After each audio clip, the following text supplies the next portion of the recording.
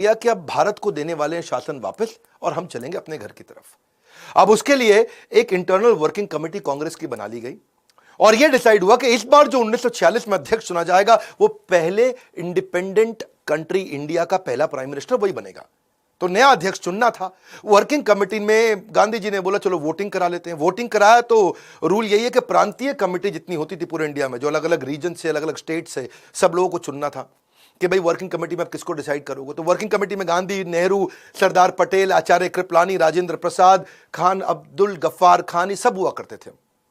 और सारी प्रांतीय कमेटियों ने जब अपने अपने वोट दिए तो उस दिन वर्किंग कमेटी की मीटिंग जहां बैठी और वहां सब खोल के चेक किया गया तो कृपलानी हैरान हो गए और उन्होंने कहा कि एक्चुअली नेहरू के नाम पे किसी ने वोट नहीं किया पूरे देश में। 15 में से 12 लोगों ने सरदार पटेल के नाम पे किया, 2 लोगों ने कृपलानी के नाम पे किया और 15वें का पता ही नहीं चला। अब इसमें जब गांधी ने देखा कि भाई सारे के सारे सरदार पटेल को एक्चुअली वोट इसलिए करते थे क्योंकि उनकी ऑपरेशनल कैपेबिलिटी अच्छी थी, पूरे देश में उनका एक्सेप्टेंस था, सारे के सारे देश के लीडर्स उनको बड़ा मानते थे। अब वर्किंग कमेटी ने कहा कि ठीक है, प्रांतीय कमेटी ने जो किया, गांधी जी आपका क्या विचार है। गांधी जी ने वहीं पर तुरंत नेहरू से पूछा कि मैं नेहरू, तुम्हारे लिए किसी ने वोट नहीं किया, सबने सरदार पटेल के लिए वोट किया है, तुम्हारा क्या विचार है। गांधी जी ने औपचारिकता के लिए पूछ लिया तुम्हारा क्या विचार है। नेहरू ने कोई जवाब नहीं दिया। नेहरू ने मुंह नीचे कर लिया और मुंह नीचे करके चुप हो गए। गांधी जी ने बोला बोलो, उन्होंने मुंह नीचे ही रखा और जवाब नहीं दिया। गांधी जी को समझ आ गया कि नेहरू दूसरे नंबर की पोजीशन को एक्सेप्ट नहीं करना चाहते, प्रधानमंत्री वही बनना चाहते हैं। अंदर से गांधी की भी इच्छा थी कि इसको प्रधानमंत्री बनाया जाए। तो गांधी ने एक कागज निकाला और कागज पे कुछ लिखा, उसको फोल्ड करके वहीं सरदार पटेल को दे दिया। सरदार पटेल ने जैसे ही कागज खोला तो उन्होंने कागज फोल्ड करके वापस अपने जेब में रख लिया और वहीं उन्होंने बोला कि मैं अपनी दावेदारी अध्यक्ष के पद से वापस लेता हूं। सब देखने लगे सरदार पटेल को, सब समझ गए कि गांधी जी ने मना कर दिया कागज पर लिख के और उन्होंने अपनी दावेदारी तुरंत वापस भी ले ली। अब बात यह है कि सरदार पटेल उस एकलव्य की तरह थे और गांधी उस द्रोणाचार्य की तरह थे जो अपने अर्जुन नेहरू प्राइवेटली उसी को आगे बढ़ाना चाहते थे। और नेहरू क्योंकि अध्यक्ष बनना चाहते थे, बाद में जब यह डिसाइड हो गया कि यही प्राइम मिनिस्टर बनेंगे आगे चल के, तो कुछ पत्रकारों ने आकर के पूछा भी गांधी से कि जब पूरा देश चाहता था कि सरदार पटेल को ही प्रधानमंत्री बनाया जाए, उन्हीं को अध्यक्ष बनाया जाए ताकि वो प्रधानमंत्री बने, क्या आपको विश्वास नहीं था सरदार पटेल की कैपेबिलिटीज पे। गांधी बोले नहीं, विश्वास तो पूरा है, लेकिन दूसरे नंबर का पोजीशन नेहरू एक्सेप्ट नहीं करते। तो बोले कोई बात नहीं, पूरा देश तो सरदार पटेल को चाहता था। बोले सरदार पटेल तो मेरी बात मान जाते हैं ना, नेहरू मानता नहीं। और नेहरू जो है ना, उसके साथ दिक्कत यह, अगर वो नहीं मानता और वो कांग्रेस तोड़ देता तो अंग्रेज उसका बड़ा फायदा उठा लेते हैं। Nehru is the only English man, Nehru ही एक अकेला इंग्लिश मैन है हमारे देश के अंदर जो जाके अंग्रेजों के साथ बातचीत कर लेगा।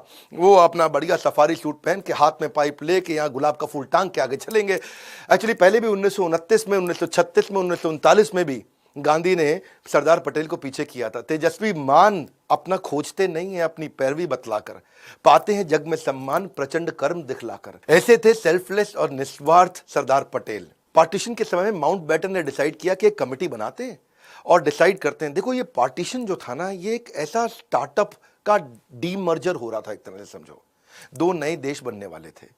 और जैसे समझो जब हीरो और होंडा अलग हुए तो डिसाइड करना था कि भाई हीरो के पास क्या जाएगा, होंडा के पास क्या जाएगा। वो डीमर्जर हो रहा है। मैन पावर किसके पास जाएगी, कैश इन सरप्लस किसके पास जाएगा, रिजर्व्स किसके पास जाएंगे, लायबिलिटी किसके पास आएगी, प्लांट किसके पास जाएगा, मशीनरी किसके पास जाएगी, जमीनें किसके पास जाएंगी। ऐसे ही माउंटबेटन ने डिसाइड करना था कि मेरे को यहाँ से भारत की तरफ से और पाकिस्तान की तरफ से, दोनों की तरफ से मुझको एक एक लीडर चाहिए इस मीटिंग में जो नेगोशिएट करेगा। पाकिस्तान की तरफ से मोहम्मद अली जिन्ना खुद ही सामने आ गए और मोहम्मद अली जिन्ना छोटी छोटी चीजों पे बहुत तंग करते थे। दकियानूसी, रूढ़ीवादी, गांव की चिड़चिड़ी, हर बात पर बहस करने वाली सास की तरह थे। और नेहरू जानते थे कि इतना नेगोशिएट हमारी तरफ से तो खाली सरदार पटेल कर सकते हैं, तो उन्होंने सरदार पटेल को आगे कर दिया। अब हर एक चीज पे बहस होने लगी। वो 3 महीने बड़े अजीबोगरीब गए। उन 3 महीनों में पाकिस्तान को उन्होंने बोला कि भाई तुमको आधा आधा कुछ नहीं देंगे, हर चीज का लगभग 80% हमको मिलेगा, 20% तुमको मिलेगा। तुम्हारा क्षेत्रफल भी छोटा है, तुम्हारी पॉपुलेशन भी कम है। और पाकिस्तान को अगर तुम्हें हम इतनी सारी फैसिलिटी दे रहे हैं तो हमारे कर्जे को भी तुम्हारे को अपने ऊपर लेना पड़ेगा। तो ये थे सरदार पटेल, जिन्होंने बड़ा अच्छा नेगोशिएशन कराया कि भाई कैश में सोना चांदी, डाक की टिकटें, पोस्टल रेवेन्यू स्टैंप, ये सब कैसे डिवाइड किए जाएंगे। 400 करोड़ रुपया उस समय भारत के पास हुआ करता था। तो जिन्ना ने बोला कि भाई आधा आधा कर दो, 200 तुम रखो 200 हम रखेंगे। सरदार पटेल बोले नहीं, तुमको 75 करोड़ ही मिलेंगे, क्योंकि तुम्हारी जनसंख्या और खर्च दोनों ही कम है हमसे, तो उसमें से 20 करोड़ तुमको अभी दे देंगे, 55 करोड़ बाद में दे देंगे। जिन्ना चालाक थे, एक मौका भी नहीं छोड़ना चाहते थे। बोले मुझको करेंसी प्रिंटिंग मशीन भी दे दो।